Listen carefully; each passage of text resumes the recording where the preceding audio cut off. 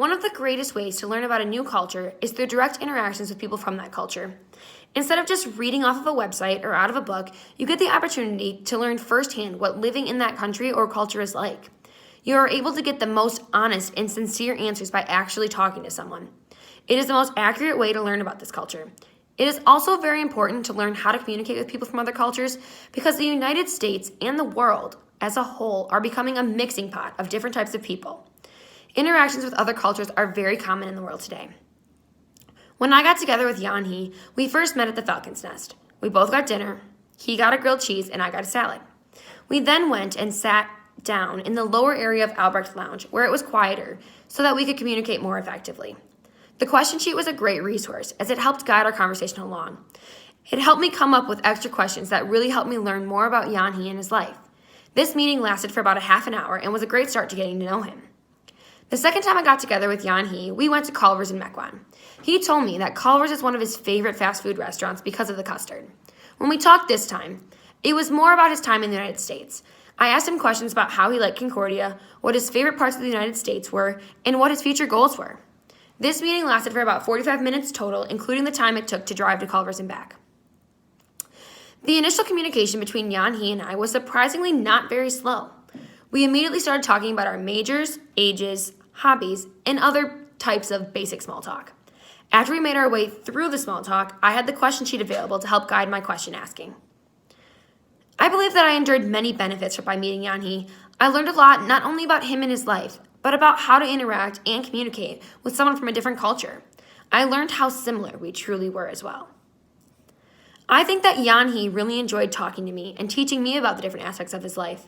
I think he really benefited from talking to someone and telling me how he feels about school, life, and his interactions with others in the United States. I think it was a benefit for him to show me how difficult it truly can be to be an exchange student overseas, as many people do not realize the sacrifices these students are making. It is very hard being so far away from home, and honestly, even I take that for granted. I would definitely get together with Yan He again, beyond the requirements of this course. I find it very interesting to learn about other cultures, and it is a very important thing to do. Since he is so used to American food and life now, I would like to see what actual life in China would be like. I also really enjoyed talking to him, and he was very kind and willing to talk to me. He had a great personality and was a great resource. This task was definitely not easy, but it was very doable. It is not easy to climb so far out of one's comfort zone to interact with a stranger, but Yan He made this very easy for me. He was very open and willing to talk to me, and his English was very well. I learned a lot of things from Yan He and through my interaction with him. One thing that I learned that was important was about stereotypes. People often assume that those from other cultures are vastly different and do not want anything to do with other cultures, and that could not be more wrong. Yan He was very open and excited to talk to me about himself and his culture, and I learned so much from my time with him. Another thing I learned was about life in China and many of the differences between American life and Chinese life, specifically regarding the education system. Thirdly, Yan He told me that even though he pays the same tuition and does the same homework, he still feels like some people look at him differently. This makes me really upset because people in the world today are so judgmental and rude. The world needs to change this notion of entitledness and learn to accept everyone just as they are, whether they are from here or from across the world. Fourth, I learned about the Chinese people's view of Americans from a first-hand account. As Americans, we are socialized to believe that we are the greatest country on earth. We think that because we value freedom, liberty, and justice for all. But I've come to realize that the rest of the world doesn't always view us that same exact way.